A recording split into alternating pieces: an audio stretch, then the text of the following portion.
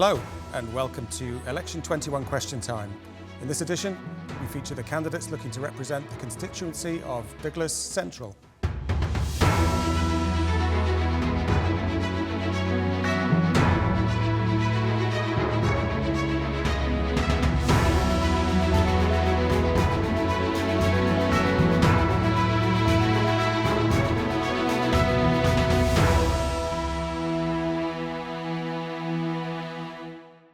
Joining me on the panel are Damien Chappelli, Anne Corlett, and Chris Thomas.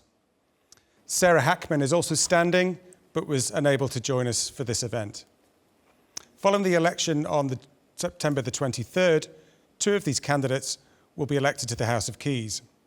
Before we start the questions, we're giving each candidate up to 2 minutes to introduce themselves. And first up, we have Damien Chappelli. Damien. Hello, good evening, Richard. Thank you for that introduction.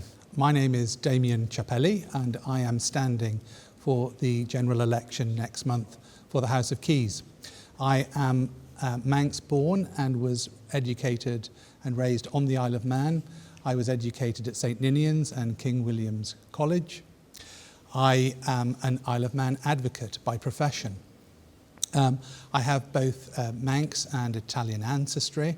My mother being a Clegg and my father obviously being Chappelli. I am standing as an advocate for change because I believe that the Isle of Man needs to look at the way it does things in a way that ensures that it is practical, people-focused and appropriate for the needs of the public.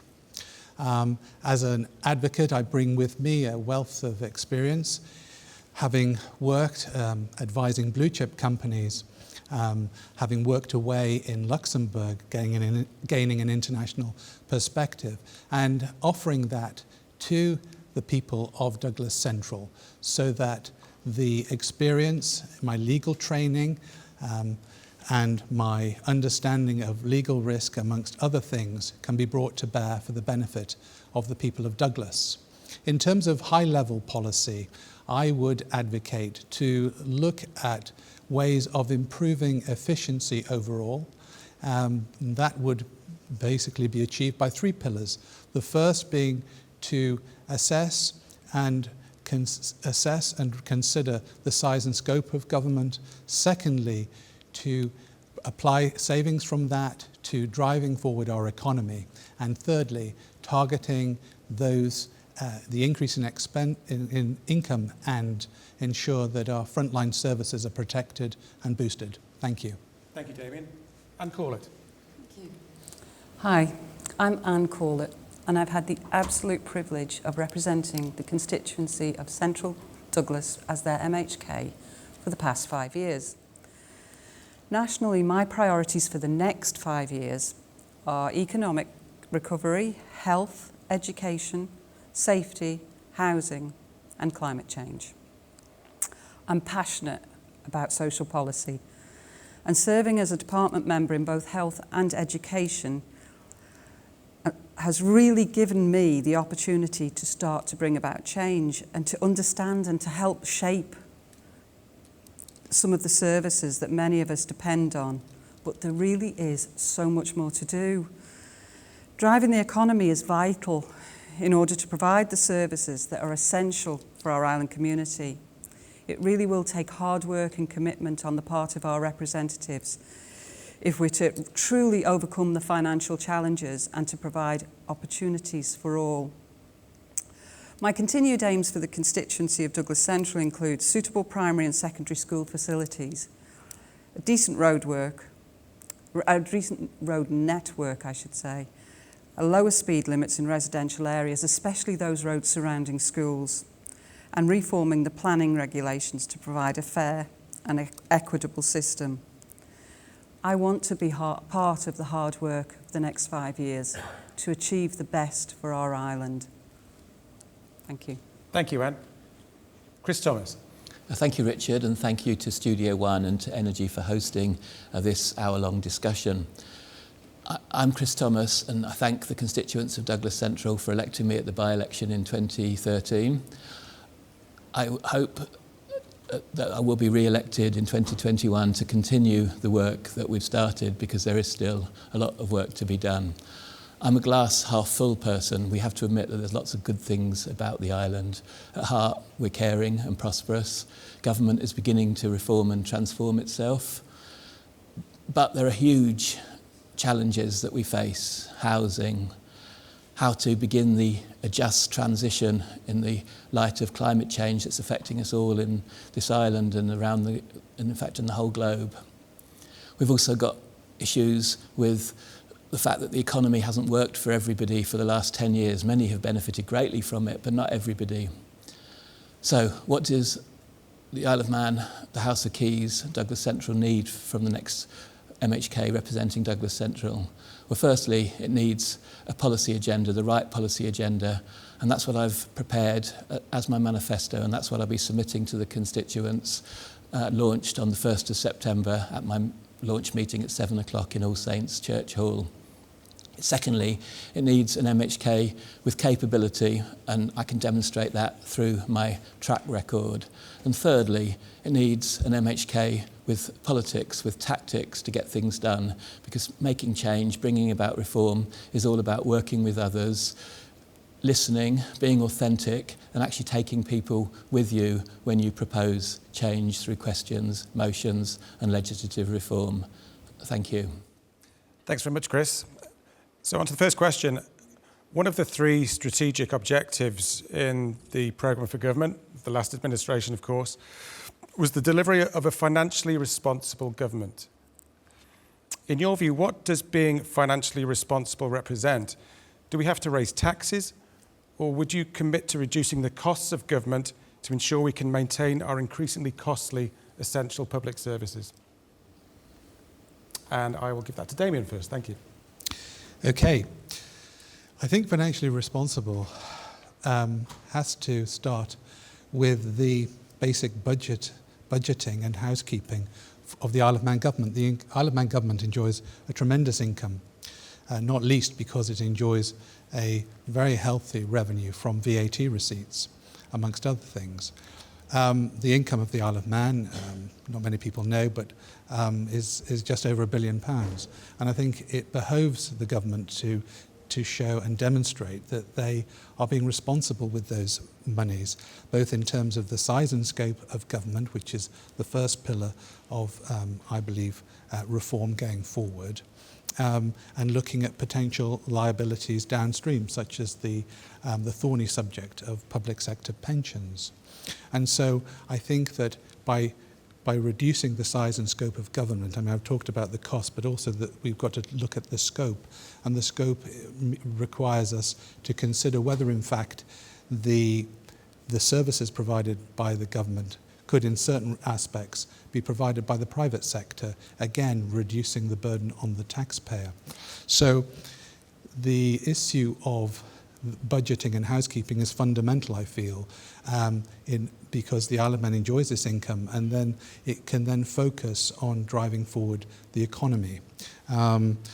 The question of tax rises is, of course, something that is a possibility further down the line if our income is reduced. It is constantly under threat because, of course, the United Kingdom Chancellor can cut the rate of VAT and we would have to follow. And if it did so, it would result in a substantial reduction without even doing any changes to the Common Purse Agreement that we have. So that is something. Of course, we've got the prospect of the threat to our corporate tax regime, and that is both a potential opportunity and, of course, a danger, because if, in fact, we were required to apply a corporate rate that was consistent with some global requirement, we might find that our whole tax framework has to be reconsidered. So we are going to have to be nimble and fleet of foot here to respond to the changes, and I think anticipate them as they come down the line. But I say again, I think that having seen the numbers of public servants and you know, the public servants that we have are doing a fine job, but we have to be responsible. Okay, I might come back to you on the scope of government. Chris Thomas, what's your view? What does financially responsible government look like? So in 2016-17, when the Programme for Government was launched, financially responsible government was defined in terms of reducing the structural financial deficit.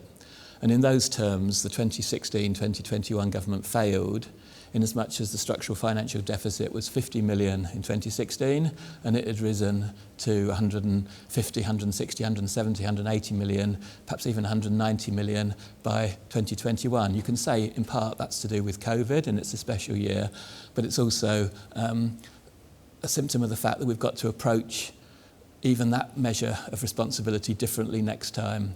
And what I believe is that the Programme for Government, which started well with the Treasury Minister and myself going around to departments, needs to actually produce, after 3-4 months, a costed Programme for Government. What actually happened last time was the departments and the other spending bodies more or less ignored the Programme for Government and then sneaked in business as usual afterwards. One of the biggest successes in terms of being financially responsible in those terms, and later on in the discussion I'll come back to other meanings of responsible, but one of the biggest successes was actually the public sector pension situation. So back in 2016, we had a reserve that was expected to finish before the end of this administration, and we had an expected 60 million funding gap when that reserve was extinguished. We managed to push the reserve out 2 years, and the funding gap is halved to 30 million. Another success was that the public servants came along with the government and actually put in place a 4-year, in the end, pay arrangement to provide financial stability. The failure, I believe, hinted at it, which was that we lost control of what was going on. But the other big failure was that the initial SAVE programme achieved practically nothing. It slowly evaporated. And then at the end, we had a splurge of financing under the ambit of Economic Recovery Group. And by that stage, I was out of government. And we really did spend masses, including £100 million from the National Insurance Fund. Okay, thank you. Anne Corlett, what's your view? My view is, to be financially responsible, we need to balance the budget. We need to build reserves for a sustainable future. It's housekeeping, really, good housekeeping. I think we need to prioritise the budget. We should consider what we must do, what we should do, and then what we could do if we could afford it. I think we have to remain competitive in the tax world, and I think that we should review NI contributions.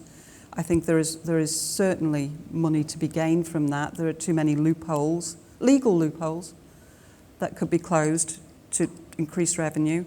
Rather than borrowing, I think I'd like to see the issue of some bonds to give the Manx people a little bit of a return on their investment, on their savings. Thank you. Damien, you mentioned the scope of government. What should government not be doing that it's doing at the moment? Okay, well, I think that if we consider, for example, the issue of leisure and entertainment, and I'm thinking in particular of the Villa Gaiety Arcade Complex. Now, about 10 years ago, as I recall, the Chamber of Commerce remarked that it was basically losing about £1 million a year by way of public subvention. And at that time, I can recall that there was what I'd call a beauty parade of private investors that were looking to take on the responsibility of running those venues. But for whatever reason, that came to naught. I believe that, subject to some subventions to protect local cultural and amateur dramatics groups, we should look to put that into the private sector, because I believe that they're best placed to run an entertainment and arts complex such as the Villa Gaiety institution. And I say that because we need a boost to our visitor economy, and I feel that in the hands of government there isn't the incentive to drive it forward, and there isn't necessarily the expertise or the network to do that. That is not to disparage the efforts that are being made by our public servants, but it's to ensure that, for example, that very substantial investment by the Manx government actually creates a return and doesn't cost so much money. It's been taken over by the Department of Education. I regard that as inappropriate. I don't see what business the Department of Education has in the entertainment business, quite frankly. But it seems to me to be a way of absorbing that cost, and therefore there's a lack of transparency as well. Okay, thanks very much. It used to be in the Department of Economic Development. I guess they would argue that it shouldn't have been there either. And call it. Damien's mentioned the Villa Marina. The airport's often mentioned as an example of something that could be privatised. Absolutely. Do you have anything specific that you could refer to? What we shouldn't be doing is overspending on capital projects in the way we are.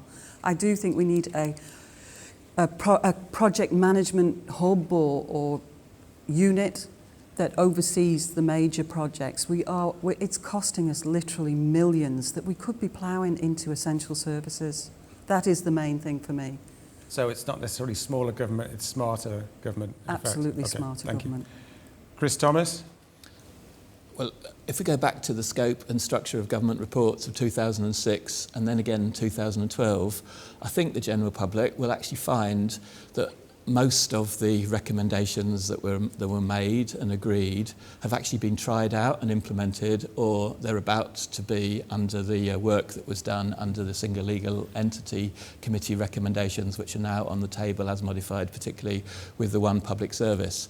And just to pick up on something that Damien said, it's so fine worrying about the Villa Gaiety complex, but that's maximum 1,000th of the expenditure of government. And a very wise former MHK from Douglas West said to me once, Chris, don't worry about the 20, 30 million of good things about the Isle of Man, focus on the big things. So if we're going to save money, we've got to actually look at the wage bill. We've got to look at social security. We've got to look at pensions, which is £200 million plus for the state pensions. We've got to look at large chunks of money, and most importantly, we've got to look at health and social care. And so, for instance, a massive saving there, which has been well planned by the Health and Social Care Department that Anne's a part of, would be the fact that inevitably, because of the scale of the island, the costs of providing healthcare in the island are greater than they are in the UK. But the transformation team has estimated that that accounts for 60% of the excess, but 40% is currently unexplained. So to me, that's the 40% we should be trying to get, because that's 40% of the extra costs in 340 million or something like that, and that would be a large amount of money. And to be frank, the Villa Gaiety complex needs that subvention, and it's a wonderful facility that we're privileged to have in the island alongside all the regional facilities as well, and that's safe in my hands. Sorry, Damien, just one more thing. May I reply? I think the point about the Villa Gaiety is it's but one example, and I think the point about it is that we're looking to drive forward our visitor economy, and I don't feel that the Villa Gaiety complex in government hands is fit for that. I appreciate politically that may be an unpopular statement for me to make, but I think it's important to drive the visitor economy forward so that there are attractions and shows and arts attractions that would bring people over because they spend money, they use accommodation, they attract other positive things as well. I think that government can be looked at in terms of its scope. Should a lot of the roadworks be carried out by government employees, or can there be the better use of private contractors? And I think when you look at that in the round, there may be significant savings had. Okay. Anne, do you want to add anything at this point? No, I would agree with Damien that actually putting things out to the private sector is really important and saves money in pensions and employment through government. What I would say is, though, that there has to be real scrutiny on contracts, service level agreements, and the commissioning process itself. I don't think that's been tight enough. I think that will change with the evolving of Manx care. But I think we've been very lax on how we monitor contracts and service level agreements. Okay, thank you. Just want to move it on. Your constituency includes the major business district in the capital, Douglas. So I just want to move on to a question about the economy. In a recent Chamber of Commerce survey, diversifying the economy was ranked the fourth most important area for businesses. What actions would you take if elected to ensure that the island maintains a diverse economy which attracts new talent and ensures there are relevant sectors for returning graduates? And Chris, take you first, thanks. So the last time a consultancy firm helped us with the economy was back in 2012 with Ernst & Young. And Ernst & Young concluded in 2012 that we had one of the most diversified small economies in the world when compared to other international business centres and crown dependencies. So my starting point is we've got to protect the fact that we've already got over 20 sectors in the Isle of Man that employ more than 500 people, which is a much more diversified economy than Jersey, Guernsey and other international business centres around the world. The second point I would make with that strong starting point is that we've got to work with the local businesses, particularly those that are important parts of clusters, export-facing clusters, to actually support them. And that doesn't mean wasting money on big projects and big funding schemes like the Enterprise Development Fund or the Media Development Fund.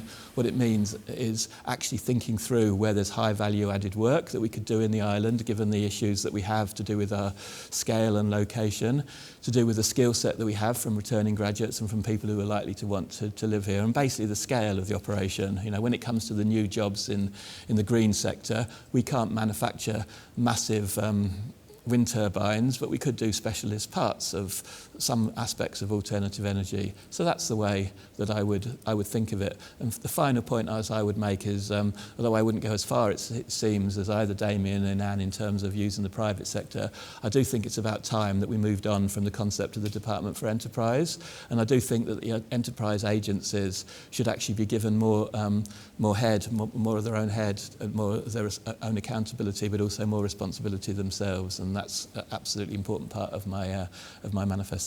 Okay, thanks. And call it. I mean, I think we really need to continue to support diversification and support, actually, I agree with Chris on this, the executive agency model of DFE. You know, they are providing leads on new and emerging sectors, and they're responsible for product development, promotion and policy input. But I think they need more teeth, and not more teeth, more support. I think that's something that we should really be looking at pushing forward in the next administration. I think also on a positive note, the new economic strategy review is well underway now with KMPG Global, and they're considering all aspects of our economy, including the sectors, tax and the 0-10, and they're going to provide policy recommendations for decision. So I'm really interested to see what they come back with, actually. Okay, thanks, Anne. Damien. Okay, I think the diversification of our economy is very important. However, I think to some extent it's very easy to pay lip service to this principle and cite reports here and there. If you talk to people in business, you will hear very worrying news regarding our banking sector, because it is holding up investment on the island, and this is because of what I believe to be a compliance culture that has become disproportionate, and as a consequence, anybody looking to use Manx structures, trusts and companies, which are vehicles by which we introduce investment here, is finding a minimum lead time, if they can indeed jump through the relevant hoops, of 3 to 6 months. Much business is not coming here because it's going to the Channel Islands, and I've spoken to senior management in CSPs who are in agreement with this observation, and they themselves are setting up Manx structures but using Channel Islands banks, which can turn things around in 24 hours in some cases. And I think we've been asleep at the wheel here, and there's been too much deference to the regulator, and as a consequence, with the reduction in competition in the banking sector because at its height we had over 40 licensed institutions. Now we've got 12. It's all very well talking about diversification unless we actually address the fundamentals, and one of those is banking, and it's very serious. It's a de facto embargo on bringing capital in my opinion. And Corla, do you have any views on banking being an issue in the Isle of Man? I think, you know, the lack of banks and the lack of availability to cash is causing a problem. But Chris? And Damien's right. We need to take advantage of the fact that we've got a changing regime at the regulator to review the approach to regulation. The Gambling Supervision Commission, as opposed to the Financial Supervision Authority, has always been complimented for how responsive it is to developments and to the marketplace demands.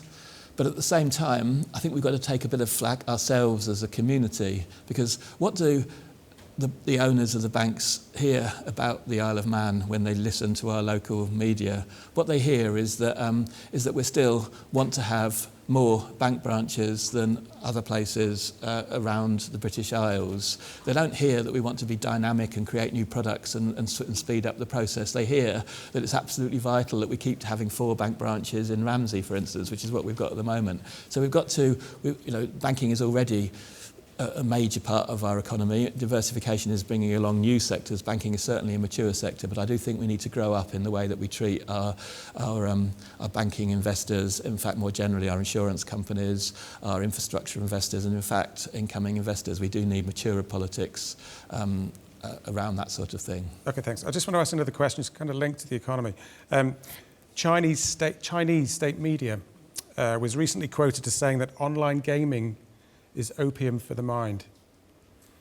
And the island also came out very badly in a recent article by a high-profile sports journalist on the same subject. Are you comfortable that the island seems to be doubling down in its efforts to grow online gaming and esports, given the negative reputation that often accompanies them? Chris? Well, again, when we've looked at the economy back in 2014, after Ernst & Young, when the Department for Enterprise organised things, we already had banking and e-gaming as being mature sectors that would inevitably decline. And you identify one threat, and there are other threats to do with capital and to do with regulations that are coming along to do with tax-related challenges. So yeah, we have to be concerned about what anybody thinks about the industries that are important, and that's why we need to make sure that we've got a new 22nd sector to come along as one of the existing diversified economy declines. Thank you. Anne? I think there's a certain amount of pragmatism insofar as it's lucrative for us. I have real concerns with online gambling. I can't deny that. The very fact that, I can, or anybody can sit at home on a Saturday night after a couple of glasses of wine and gamble the housekeeping away without moving from the sofa and especially during lockdown. I mean, I was speaking to Motivate, the charity, very recently, and they've had a serious increase in gambling addiction over the COVID lockdowns. They are really concerned about it. I think that it's something that is going to cause us real problems in the future, social problems in the future. Thanks. Damien? Yeah, I mean, this really relates to that aspect of the human condition that leads people to be susceptible to addiction. And this is not in of itself a peculiarly Manx problem. Of course, we are aware that there's a gambling addiction problem. However, on the island, and clearly in view of those comments, those addictions are experienced understandably worldwide. Do you think it reflects negatively on the island, though? The Isle of Man being a big player in those industries? Well, I think the reality is you can turn it round. There is a potential negative outcome or perception, but I think we have to strengthen the regulation to ensure that, to the furthest extent possible in law, we protect the vulnerable, we ensure that there are proper safeguards in the way these products are marketed. But that does not remove the responsibility of a relevant jurisdiction around the world to ensure that it supports its own population in terms of, addiction support and counselling, because that is a responsibility of national governments. You can't simply throw your hands in the air and say, gosh, gambling's an awful thing. We have to respect freedoms, because if people want to gamble, that is up to them. What I think we have to support is the question of addiction. We clearly have some charities on the Isle of Man. I think they need more support in many ways. But it's a balancing act to be struck. I think as far as e-gaming is concerned, it's heavily reliant on technology. I think we have to be very mindful that it is here for the time it is here. It may be gone tomorrow. We've clearly benefited from its income. I think the key thing is that here we ensure that we act, and we are seen to be acting responsibly, but from an economic point of view, we recognise that the fruits of this industry may not be around for that much longer. Okay, thank you. Okay, I believe we have a question from a member of the audience. Damon, what I'd like to ask you, a little concern, is that predominantly you've mainly been a lawyer and an advocate. I have to say, I'm not too sure how that's going to go into running the island in government. And secondly, my experience being on the island for 20 years in listening and observing many NHKs, I see a lot of meetings and lots of talking and discussions, but I don't really see anything actually being implemented. And what I want an MHK who's got passion, who's actually going to implement what they are saying here. So could you answer that, please? Okay, dealing with the first part of the question, that's right, I am an advocate, as I explained, so I'm a qualified lawyer. So what I can bring to the table is legal training in terms of the understanding and interpretation of legislation, and in particular to understand the downstream effects in the way that legislation can often, from implementation to the effect on people, it's understanding how that plays out. And I believe that my experience enables me to see that. So I believe that brings competence to the table as a legislature. As an advocate, I have been consulted over the years by politicians and ministers who've asked for my counsel on legislation and policy reform and how that might impact people down the tracks. I think as an advocate, you're used to and trained to represent others and their interests, and therefore I recognise, I think, appropriate boundaries, and also I think the importance of advancing their interests. In other words, understanding that you're ultimately accountable to your electorate. In relation to the second part, you're asking me about the issue of implementation. I think it's so important to maintain an ability to stand back, to be independent in your thinking. And as a lawyer, you're trained to be independent in thought so that you properly represent and act as on behalf of others. I see the danger with any government and public sector culture is that you can be sucked in and you get bogged down in the detail and you can't see the high level. So in my view, I would want to be persistent and adopt people-focused policies consistent with my role as a representative of the people, and ensure that that we persist to achieve the objectives that we set for ourselves. Okay, thanks, Damien. And Corlett, obviously that question was directed at Damien directly, but I guess the work of a constituency MHK, a lot of it's done behind the scenes, not visible, and for good reason sometimes. And I guess the other part of the question was related to, we'll touch on the culture of government. I mean, do you have anything to comment on those two aspects? What I would say is, yes, there are a lot of meetings. Yes, absolutely. And Parliament, although probably the most important part, is only a small part of an MHK's job, really, because you've got Parliament, you've got departmental work, scrutiny work, constituency work to try and manage. But for me, department work has been hugely important. It means, especially in health and education, because those are the two things I'm probably most passionate about. It inhibits your questioning ability in Keys and Tynwald, but actually it gives you a seat at the table, and that's the trade-off, and that's where you can really make a difference without actually getting any credit for it. Yeah, thank you. Chris Thomas, you've been a minister and a constituency, MHK, of course. Mm-hmm. What would you like to respond in terms of the question? I am a passionate politician. I've been described as yellow in my sort of style of politics, and as much as I have empathy and I'm authentic and I listen and I act, and we'll come back to that in a minute, but I just wanted to carry on the discussion with Damien, because I think Damien is in a very interesting position if he's elected, because we've had an advocate as an MLC before who in theory don't have constituents, but quite often I've been involved with befriending people as they go through planning appeals or tribunals or difficult cases with independent review bodies or difficult cases with complaints.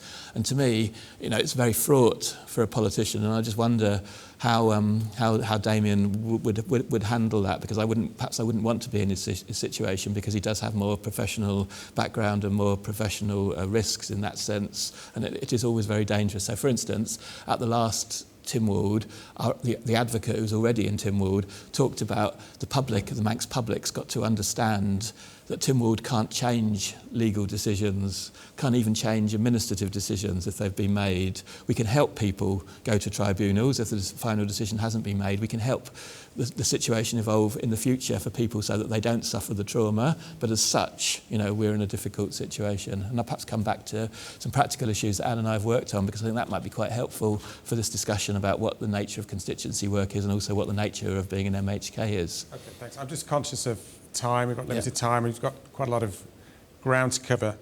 So if you don't mind, I'll move on to the next question. Can I just say that? Sorry, as an aside to that, I think diversity in Parliament is hugely important, because we represent a diverse number of people, and therefore Parliament itself should encompass diversity.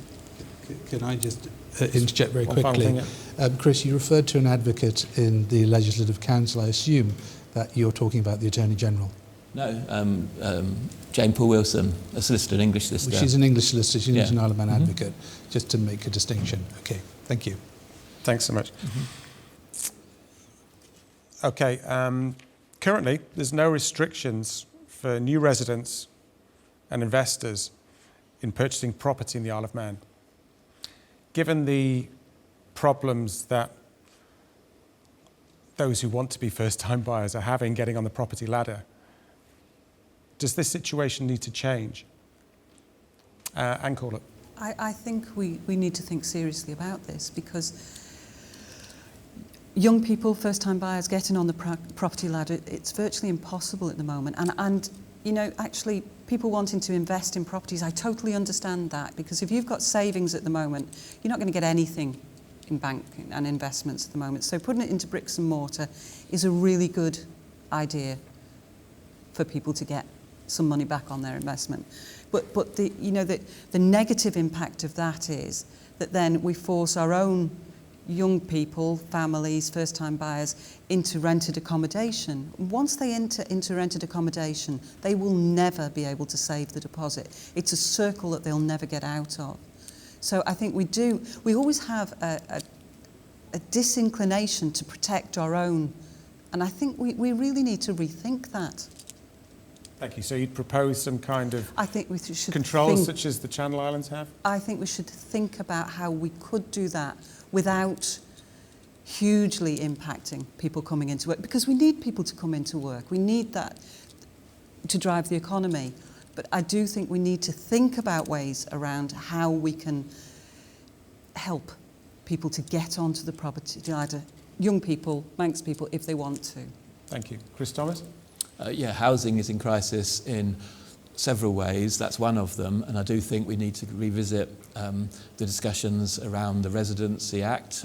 We need to have it on the statute book in modern terms so that it could be implemented. Firstly. Secondly, we can use the process of land registration and the fees around land registration, perhaps to help local people with a local connection as opposed to investment. But before we start that, I really do think that we need to make sure that's the public mood and the way I see it, because it's a massive change. For 40 years, people have been resisting residency controls in the island, so it would be a huge change. So this election is all about this issue in part. Housing seems to be top priority, and how we respond to it with practical terms is what really matters. And I do hope that by October, when the next government's forming the programme for government with consensus, prioritisation, I do hope we've actually got the public feel about this, because it's a pretty drastic step to be imposing Jersey, Guernsey style housing restrictions. But, you know, for me, I'm up for it if that's what it takes. Thank you. Damien Chappelli? Okay, housing is a complex problem, and I suppose it would be inappropriate to suggest that we rule that possibility out. I'm personally not in favour. I think the housing issue that we face has been in the making for a very long time. I think it boils down in no small way to the question of supply and demand, and that relates to our planning system. There are lots of opportunities to alleviate this problem. I think we're seeing a post-COVID bounce because of the delay in a lot of the conveyancing that would otherwise have taken place through the various lockdowns we saw over the past 18 months. But I think that there is an opportunity for government to look at the planning laws, and in particular I'm attracted to the question of developing brownfield sites, particularly those in government ownership. I'm attracted to the idea of using the 300,000 square foot of vacant office accommodation on the island and looking and exploring possibilities of converting that in simple math. I know you wouldn't be able to convert all of it, it wouldn't necessarily be suitable, but if you could create 500 two-bed apartments with that, all in the towns, close to places of work, and that would be a lot more beneficial, I think, to the natural environment, because it would reduce the expansion into greenbelt territory. So that would need a look at the planning law and the procedures there. I think we've got to look at social housing. We've seen a lot of refurbishment and investment in social housing, but we haven't seen, as I see it, significant additional housing stock in that regard. And there are some within our community for whom that housing solution is appropriate. Another point, of course, is renting. There is the rental trap, as Anne has rightly said, but I would also say that I am unhappy with the Landlord and Tenant Act that has been enacted by Tynwald, because I think this is an example of legislation where they haven't considered the downstream effects, because it is making it unattractive for investors to continue to hold properties for rental.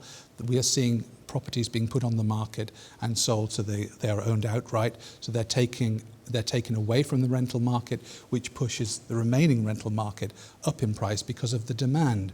I would have seen a more appropriate solution for the mischief that was targeted as being to introduce a tribunal in that respect to level up the imbalance between the parties, the tenant and the landlord, and that could have fast-tracked disputes regarding deposit retention and breaches of covenants on both sides. So I think that that to me that created a whole layer of red tape that is discouraging investment, and investment is important. So that is an example of the private sector dealing with the issue. So I come back to the supply and demand argument each and every time. Okay, thank you. And call it, we build on brownfield and we refurbish. Do you agree? Brownfield before greenfield, without a doubt. For Douglas, there are some good brownfield sites, and it makes absolute sense to build on this side, Douglas side of the Quarterbridge, simply for traffic congestion as much as anything else. I think we need more rent-to-buy schemes to give people the opportunity to be able to save for a deposit. I think we should be encouraging developers to run those schemes as well. I do think we need to look at increasing the social housing stock, because the waiting lists are too long, and some consideration given around what is the stock we've got suitable for today. Thanks. Chris Thomas?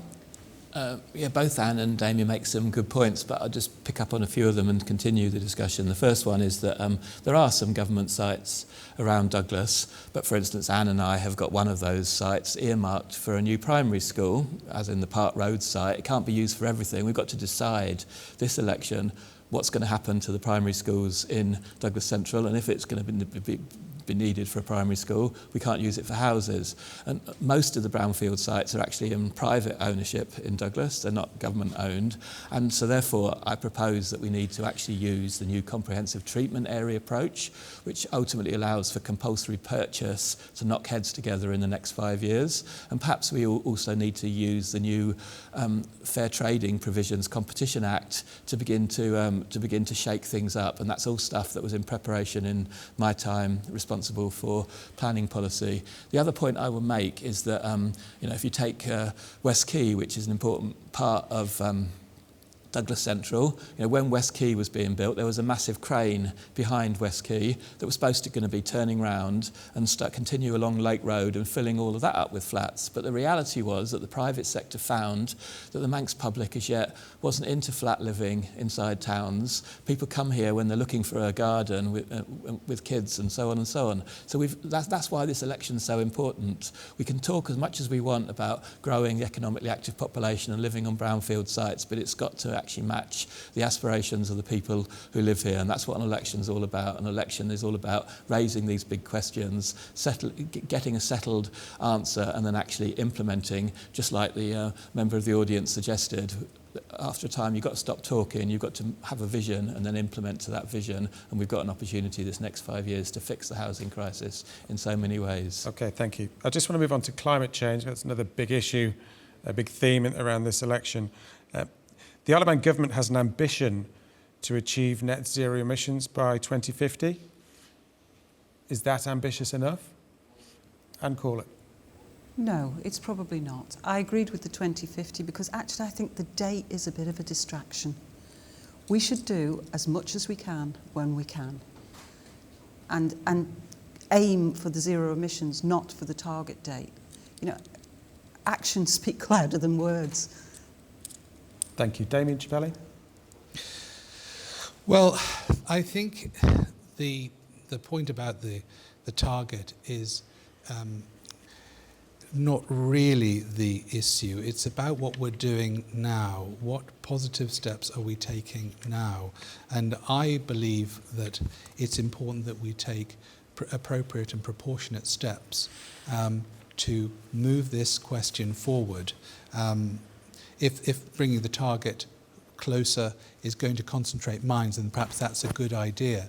But I think we have to look at shorter term goals. So what are the goals for the next 2 to 3 years, the next 5 years? We've got to have milestones, I think, along the way, so that we can recognise that given the difficulties we've had with any sort of management project, quite frankly, as an island, I think we may well be kicking things into the long grass. So I see it as building up a series of practical, sensible and proportionate measures and setting targets much sooner so that we can see the thing unfold. And as we reach a particular achievement or a target or goal along the way, that will enthuse us to drive the whole thing forward and to work together as a community so that there's the buy-in, so that that government policymakers can work in tandem.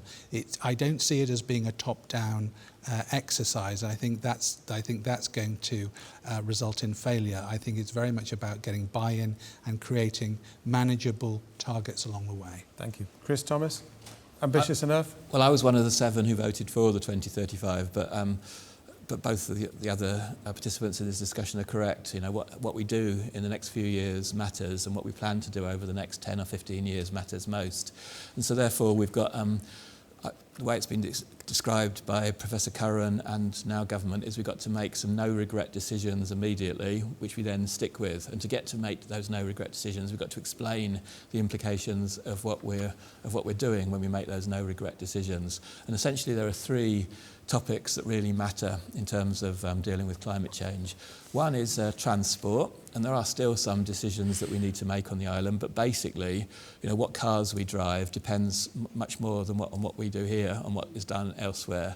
So it comes down to the major 2 things that we determine, which is housing and electricity generation. And in terms of housing, we can talk as much as we want about the standard of the new builds in the future, and that matters, and I've got strong views on that. But what matters more is how we deal with the vast mass of houses, a lot of which are older than the British Islands average, and pretty poor in terms of insulation.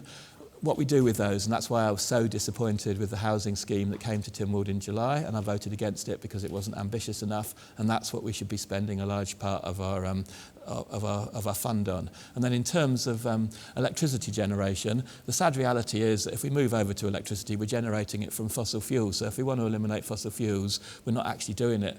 So therefore, we've got to make a massive decision. Do we begin to write off the gas infrastructure that we've got and replace it with new electricity interconnectors and the like?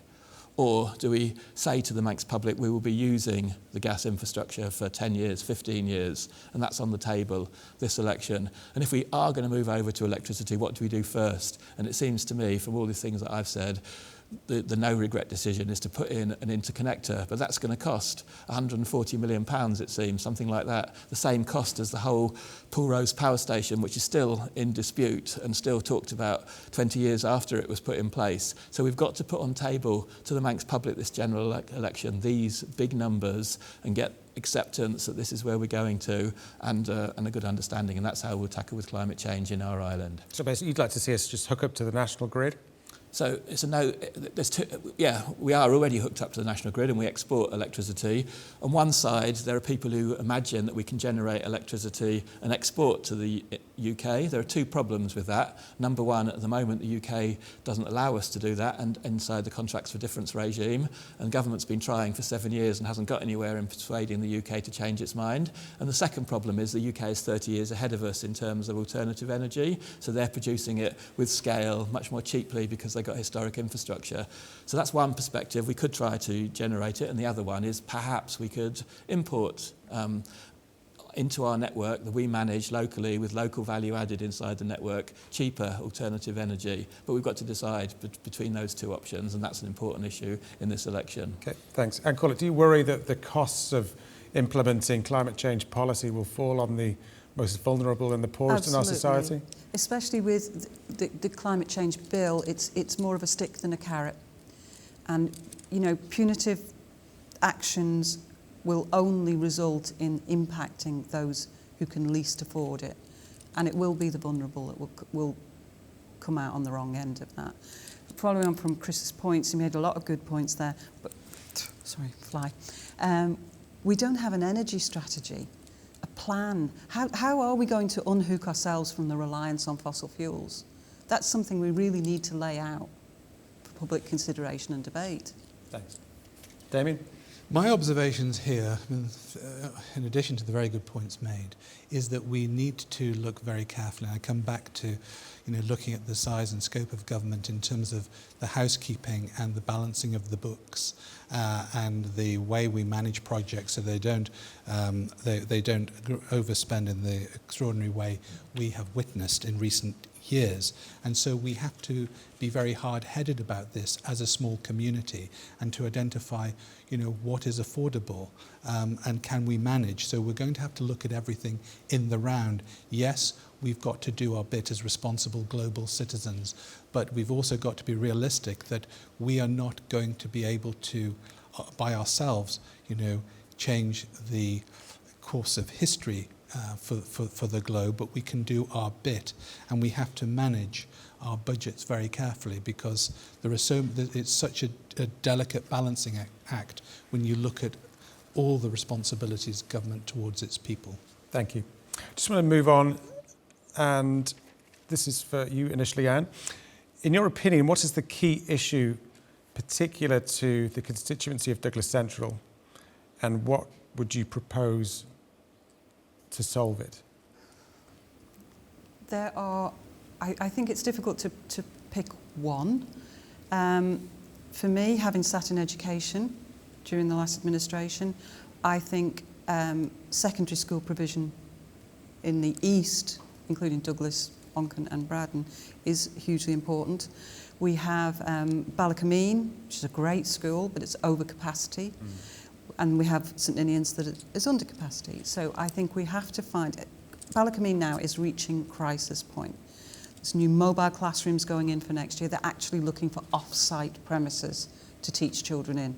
That's not the way to do this. Satellite buildings for school are not appropriate. I thought we'd done away with that when, as a secondary school student myself, I walked up from Park Road to St Ninians every day.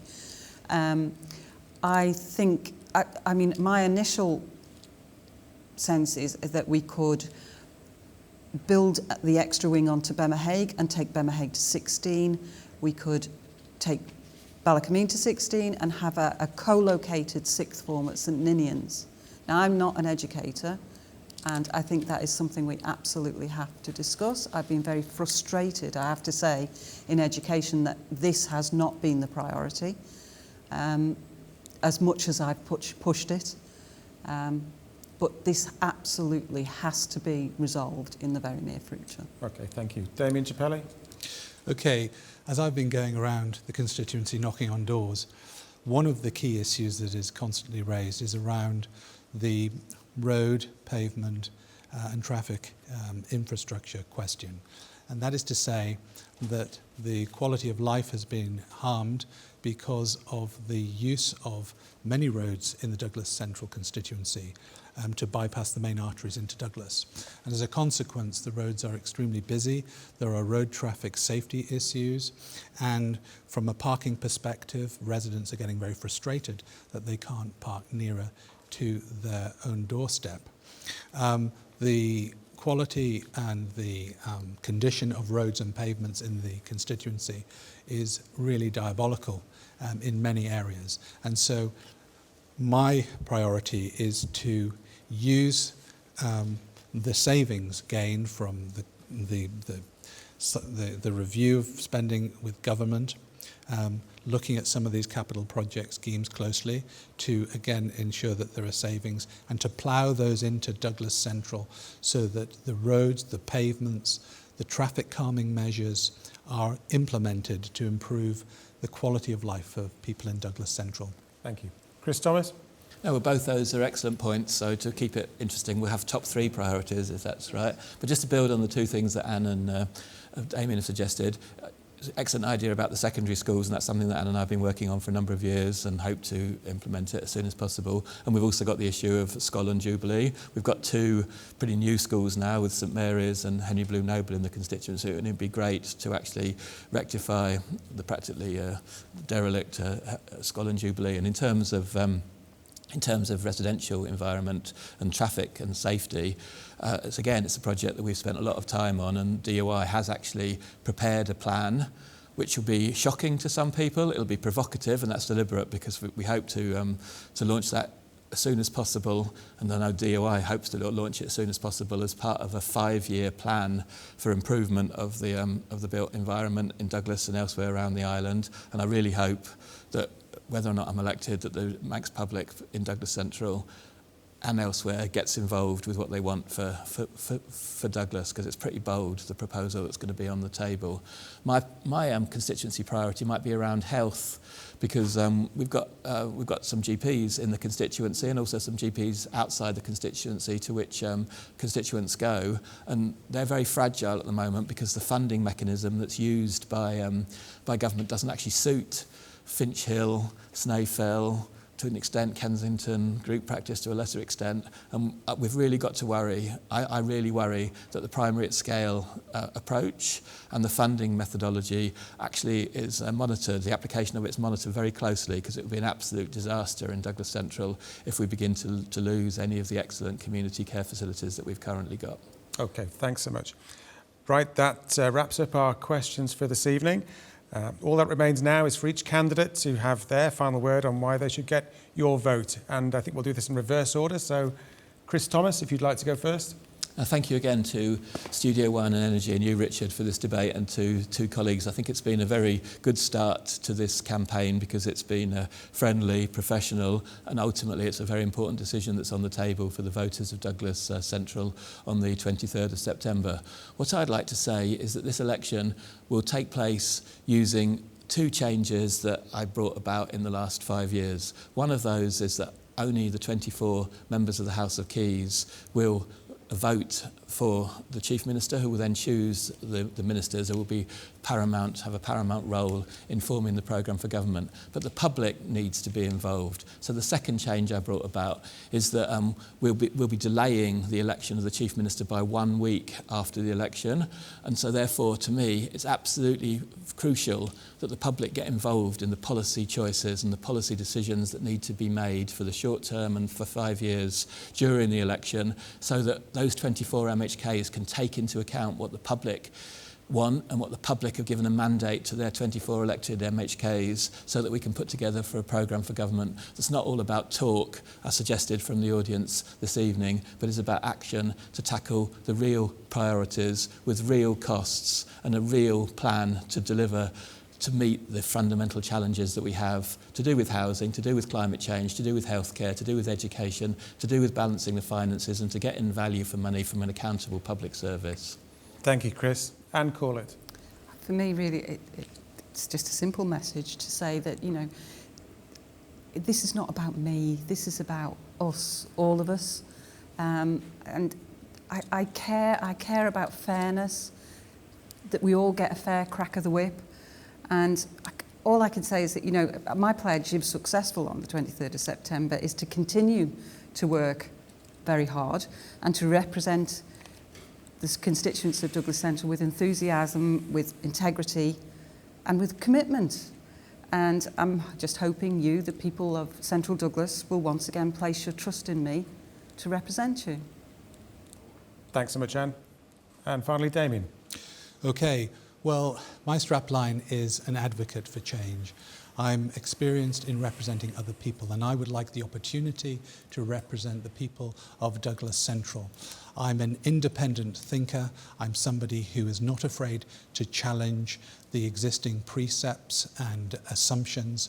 I believe it's very important, given our precarious situation, the time bombs that we have discussed in terms of future liability for government or potential reduction in its income, we need to act now to ensure that we have a firm foundation on which to build a great future. The Isle of Man has enormous untapped potential. I've talked about reducing red tape, and that means a serious discussion between banks and the regulator and government departments to ensure that we are maintaining our competitive edge. Compliance is something that we're all encountering in our everyday lives, but compliance must be competitive, and I'm afraid to say it is the generally accepted view in the business community that we are falling way behind, and I intend to address that should I be elected. For the people of Douglas Central, they can be assured that my independent thinking, my fearless attitude and approach, but my ability to act as part of a team will ensure through persistence the right policies and the right decisions. Thank you very much, Damien. Thank you again to the candidates for coming here tonight and giving us their views. Damien Chappelli, Anne Corlett and Chris Thomas.